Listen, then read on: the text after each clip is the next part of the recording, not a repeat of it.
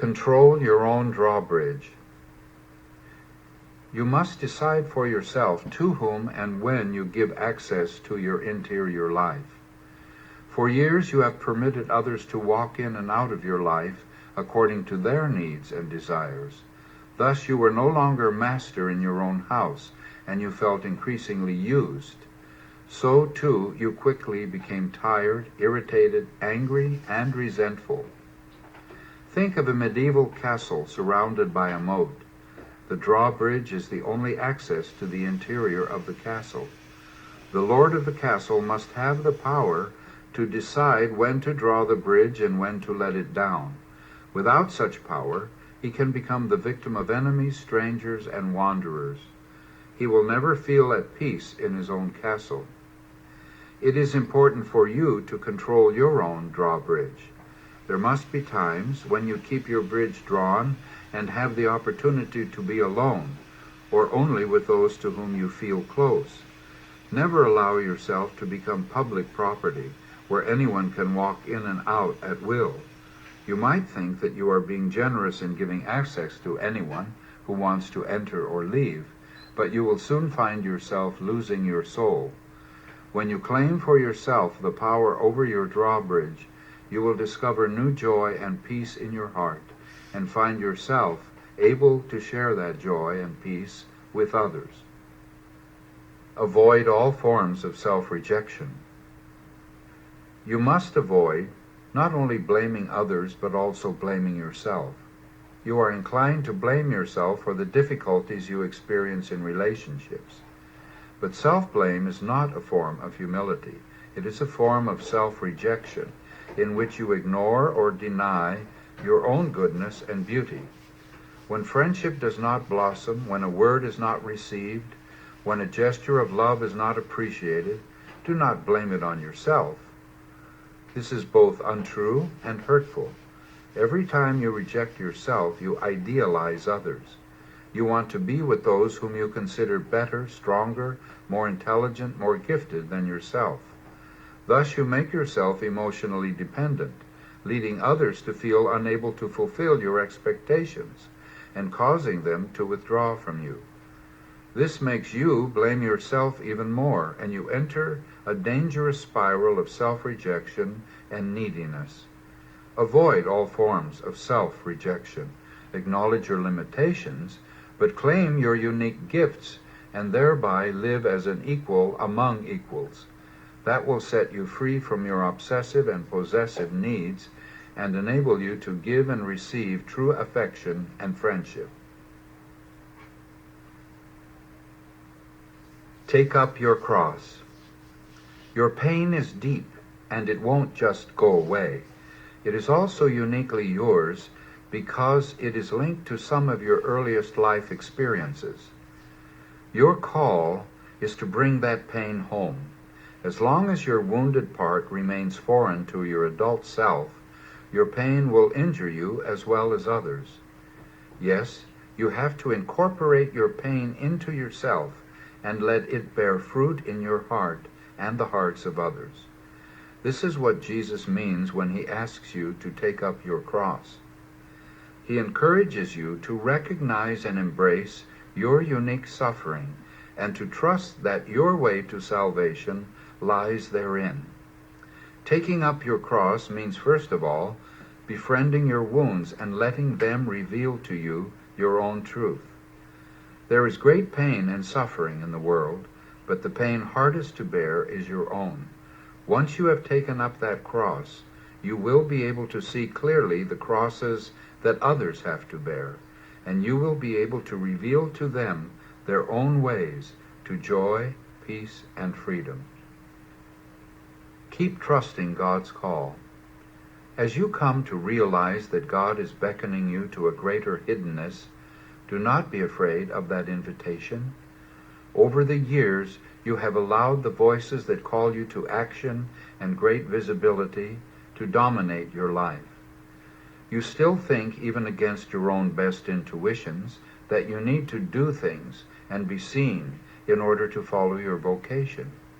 But you are now discovering that God's voice is saying, stay home and trust that your life will be fruitful even when hidden. It is not going to be easy to listen to God's call.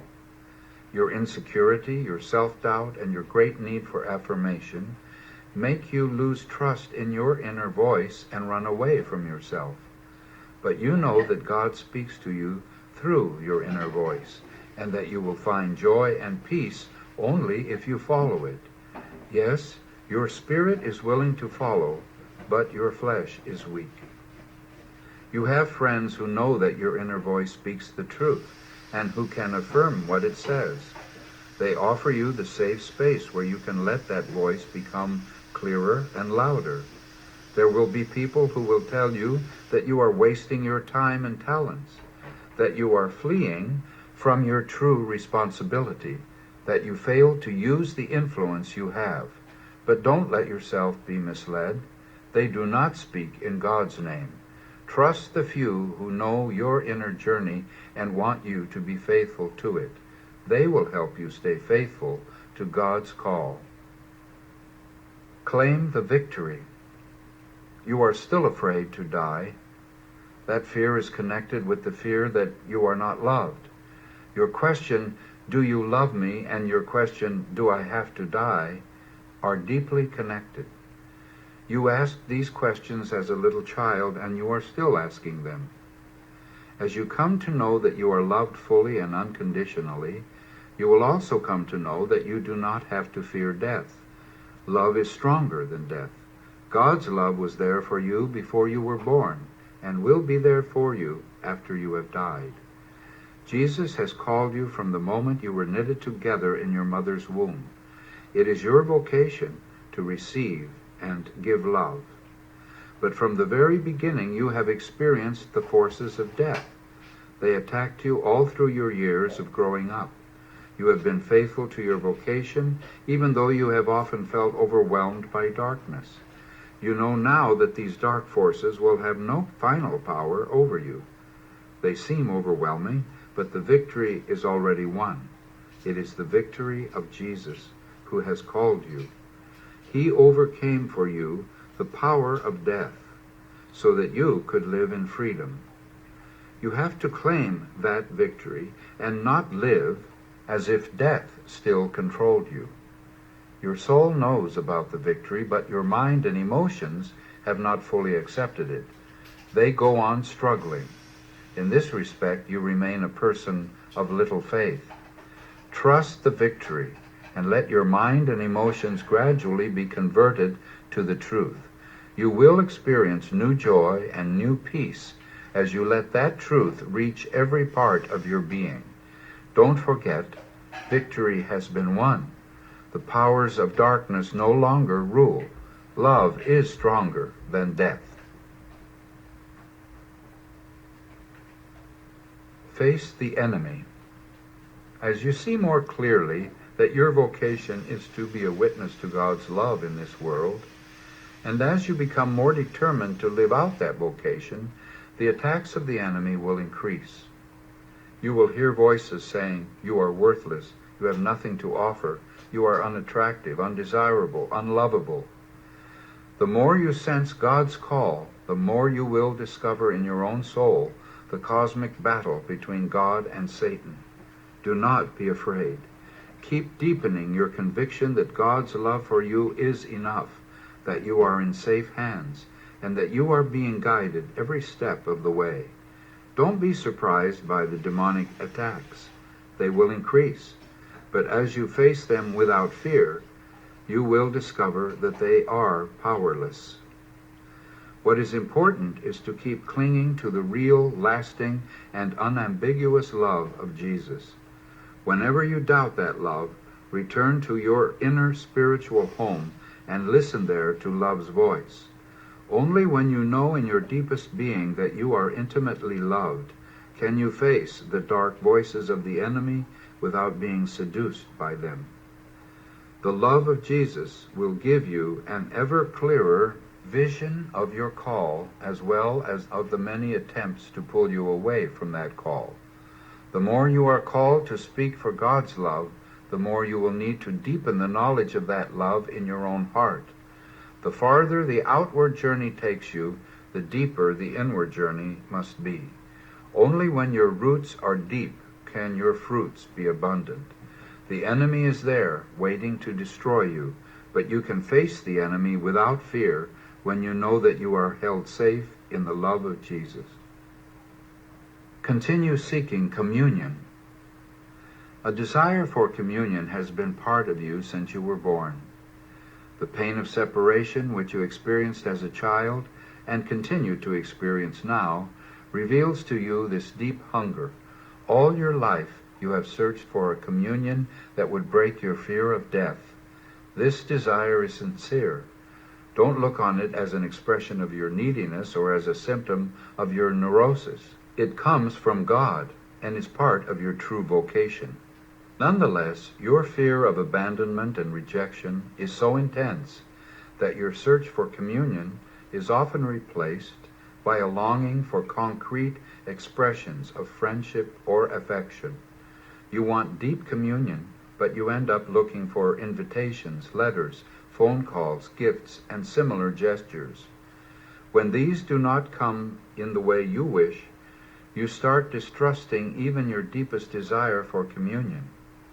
Your search for communion often takes place too far from where true communion can be found. Still, communion is your authentic desire, and it will be given to you. But you have to dare to stop seeking gifts and favors like a petulant child and trust that your deepest longing will be fulfilled. Dare to lose your life and you will find it. Trust in Jesus' words. There is no one who has left house, brothers, sisters, mother, father, children, or land for my sake and for the sake of the gospel, who will not receive 100 times as much, houses, brothers, sisters, mothers, children, and land, and persecutions too, now in this present time, and in the world to come, eternal life. Separate the false pains from the real pain. There is a real pain in your heart, a pain that truly belongs to you. You know now that you cannot avoid, ignore, or repress it. It is this pain that reveals to you how you are called to live in solidarity with the broken human race. You must distinguish carefully, however, between your pain and the pains that have attached themselves to it, but are not truly yours.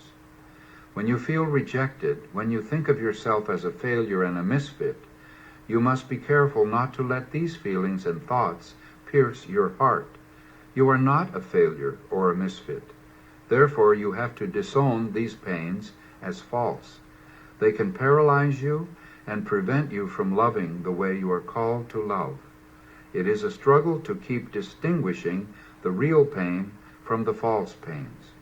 But as you are faithful to that struggle, you will see more and more clearly your unique call to love.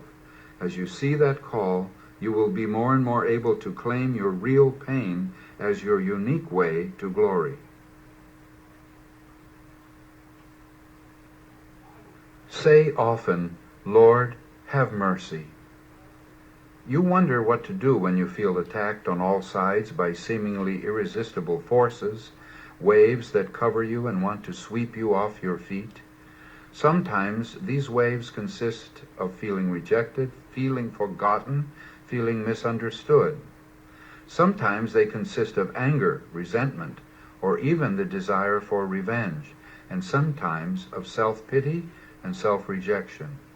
These waves make you feel like a powerless child abandoned by your parents. What are you to do? Make the conscious choice to move the attention of your anxious heart away from these waves and direct it to the one who walks on them and says, "It's me, don't be afraid." Keep turning your eyes to him and go on trusting that he will bring peace to your heart. Look at him and say, "Lord, have mercy." Say it again and again, not anxiously, but with confidence that he is very close to you and will put your soul to rest. Let God speak through you. You are confronted again and again with the choice of letting God speak or letting your wounded self cry out. Although there has to be a place where you can allow your wounded part to get the attention it needs, your vocation is to speak from the place in you where God dwells. When you let your wounded self express itself in the form of apologies, arguments, or complaints through which it cannot be truly heard, you will only grow frustrated and increasingly feel rejected. Claim the God in you and let God speak words of forgiveness, healing, and reconciliation, words calling to obedience, radical commitment, and service. People will constantly try to hook your wounded self. They will point out your needs, your character defects, your limitations and sins. That is how they attempt to dismiss what God, through you, is saying to them. Your temptation, arising from your great insecurity and doubt, is to begin believing their definition of you. But God has called you to speak the word to the world and to speak it fearlessly. While acknowledging your woundedness, do not let go of the truth that lives in you and demands to be spoken. It will take a great deal of time and patience to distinguish between the voice of your wounded self and the voice of God. But as you grow more and more faithful to your vocation, this will become easier. Do not despair. You are being prepared for a mission that will be hard but fruitful.